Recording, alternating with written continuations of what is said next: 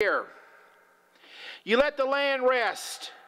Now, you look back up in verse 3, that also means you let the vineyards rest. You let the olive trees, it all takes a rest. Thou shalt neither sow thy field nor prune thy vineyard. That which groweth of its own accord of the harvest, in other words, you got a wild stalk of corn out there somewhere, thou shalt not reap, neither gather the grapes of thy vine undressed. For it is a year of rest unto the Lord. And the Sabbath of the land shall be meat for you. That goes back to over here in verse 21. Hey, I'll give you three. If you'll just do what I tell you to do.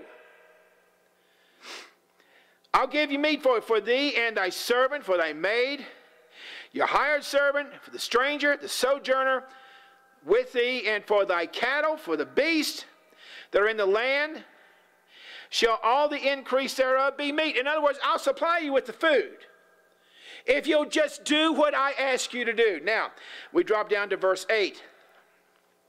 Thou shalt number 7 Sabbaths of years. Now watch this. What would be 7 Sabbaths of years? 7 7. All right, how many years do you work and then let the land rest? All right, it's a total of 7 years. 7 Sabbaths. 49 years. Ah, excellent, excellent. Now, starting September the 25th of this year, that's where we are. We're in the 49th year. 49th year. In your head, I need you to take 2016 and back up 50 years. I need that. 66. Yeah, well, keep that date in your head. What now? What was that? Oh, we'll get to it, won't we? Because the sabbatical year would run from, the year of Jubilee would run from 1966 through 1967. Keep that in your head. All right, now, verse 8. So I want you to count out 49 years.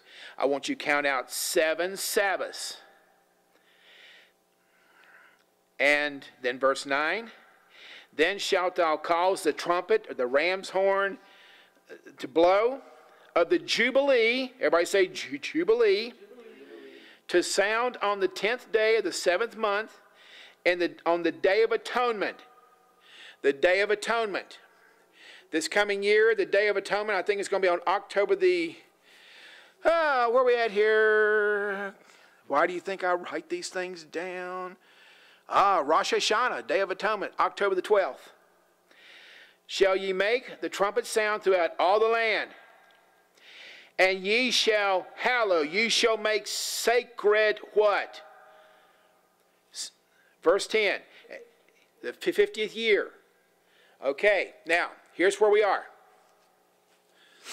This year, the sabbatical year, it's going to start on September the 25th. That's where we are. We're coming down to the end of the 6th year. The sabbatical year will start on September the 25th. It will run through next year to September the 13th. Yes, ma'am. So is this just for the Jews, or do we have to... It's funny. Hello, sir. What? Come on in. Looking for Robert. Yes, sir. You're at the right place. All right. I'll sit with you over here. Well, it's funny, Joanna, how all these years affect us, as you're going to see in just a moment. now what, September what? All right, September, Right? September 25th is going to start the sabbatical year this year. We're coming down to the end of the 6th year. And it goes through September 13th of next year. Yeah. Through the 13th? Yes, sir. You're so long. Excuse me, ma'am. It's all right. It's all right. You've been called worse, right? Yeah. Okay. All right. Yes. Well, me too. All right. Now, what we're going to do is we're going to take a moment to look at sabbatical years starting in 1917. We're going to look at about 100 years of sabbatical years. Now, there are some preachers and pastors right now who would jump up and down and say,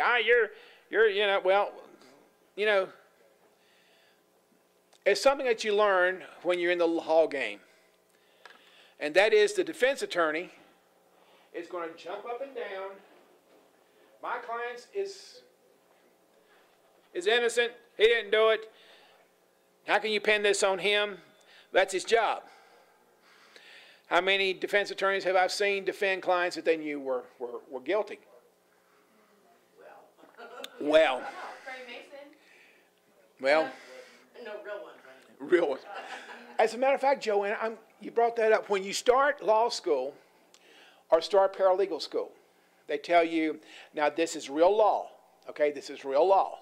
This is not L.A. law. This is not the O.J. Simpson trial. And this is not Perry Mason. Okay, this is real. And this is when the defense attorney's jumping down, my client's innocent, he didn't do it, which that's his job. This is when the prosecutor stands up and says, well, hold on a second. Let's look at the evidence. Then we'll determine where to go. It's the same way with the sabbatical year and the year of Jubilee. Let's look at the evidence and see where it goes. Let's start with about 100 years ago, 1917. On 1917, which was a sabbatical year, the U.S. entered into World War I. Okay? Let's go forward 4 sabbaticals. How many 4 sabbaticals? How many years would that be? 28. 28. Let's go forward 28 years. 1945. The United States came out of World War II absolutely victorious. The United States came out of World War II in 1945 as the world financial power was moved from Europe to the United States, and the world military power was moved from Europe to the United States. And both financially and militarily in 1945, the United States was considered the military and financial power of this planet. To the point that most currencies to be used for things like oil, the buying and selling of oil, they would want to use U.S. dollars.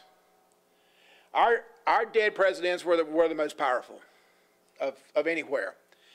In 1945, some architects and engineers were also kicking around the idea, I wonder if it would be possible to build twin skyscrapers in New York City.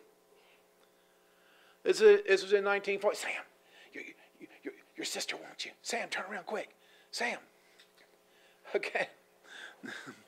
And they were kicking around the idea, well, I wonder what it would look like to build twin skyscrapers in New York City. That was in 1945, which was a sabbatical year. Let's come up to 1973, another sabbatical year.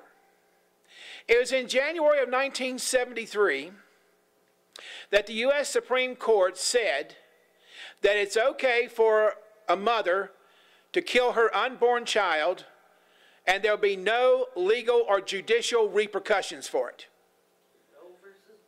It was in January.